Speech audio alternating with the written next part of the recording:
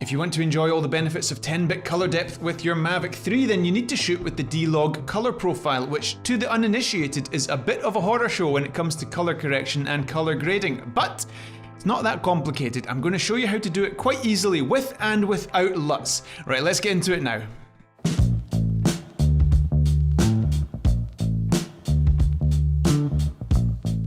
Stuart Carroll here, pleasure to talk to you as always. Right, we're talking about the Mavic 3, which means we've got our big boy pants on today. We're playing with the grown-ups.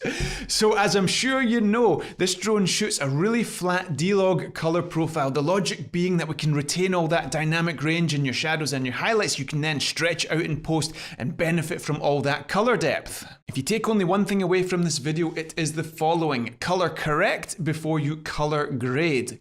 With color correction, we're talking about white balance adjustments, saturation adjustments, and contrast adjustments.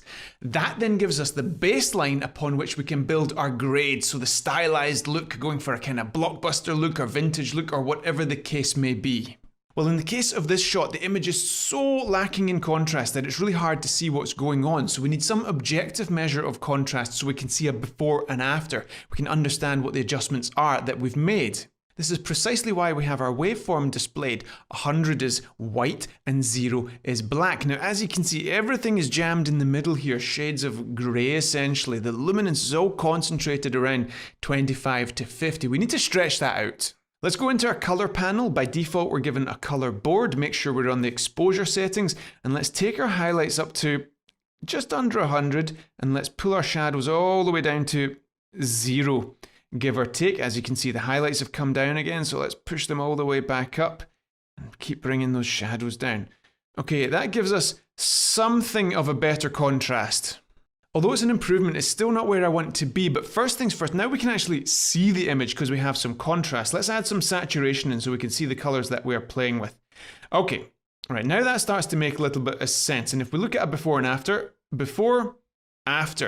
great. It's a starting point. And as you can see, look at the waveform on the left there. Look at the way it jumps. Before, after, complete transformation.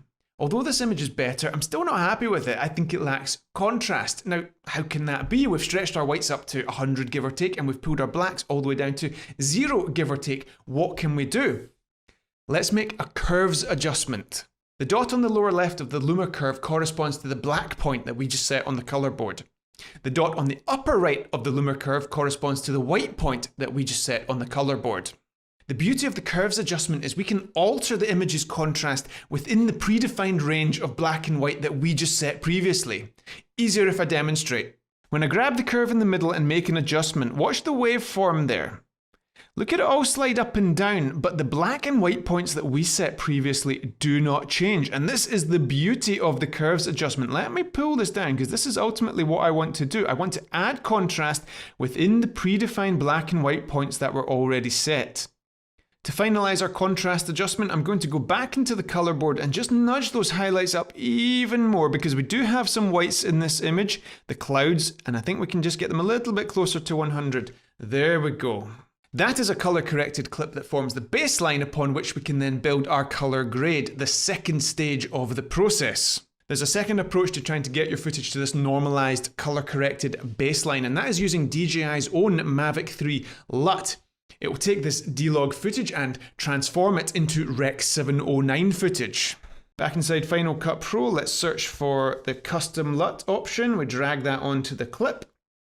And we've already got this preloaded, but here we have the DJI Mavic 3 D-Log to Rec 709 version 1 LUT. Apply that, boom. Okay, let's switch that on and off and check the waveform there on the left. Off, same as before. On, as you can see, it stretched things out. We've also had quite a considerable amount of saturation added. So by all means, this is a great starting point for further work, but there's a reason why I wanted you to learn how to do it yourself. I want you to be in control of your color correction and therefore your color grade.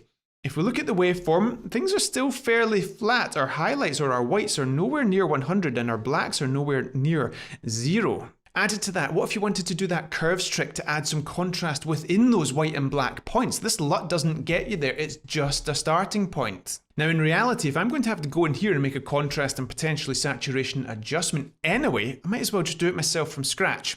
So let's modify this a little bit. Go into the color panel again, let's stretch out that exposure and contrast because I think it can take it. We'll pull that contrast down.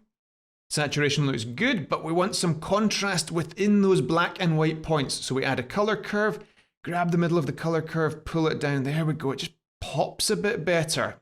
I think it looks nicer. And now, once again, we have a starting point for our color grade. The other reason I want you to know how to do this all yourself from the ground up is because the color correction you do on one clip won't necessarily work perfectly with every other clip.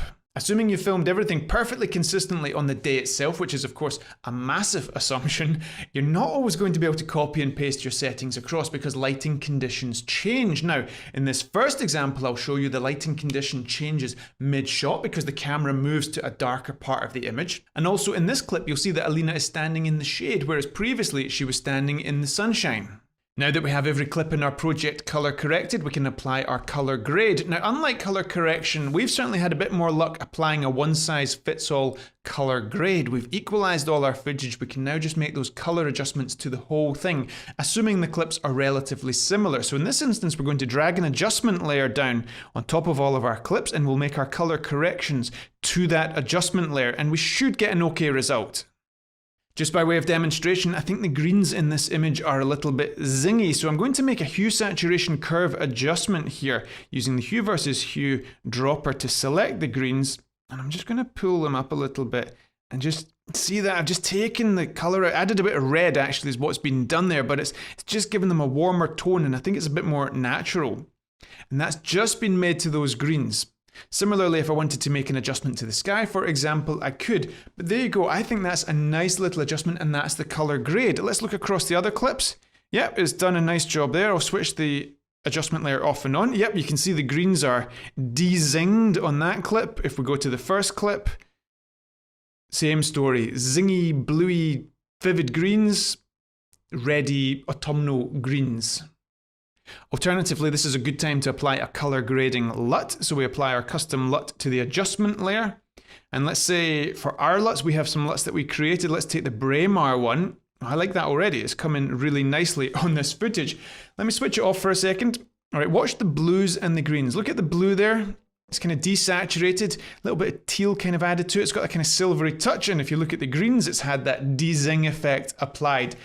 A little bit of a washout on the shadows as well for a slightly vintagey look, and bish bash bosh, we are done.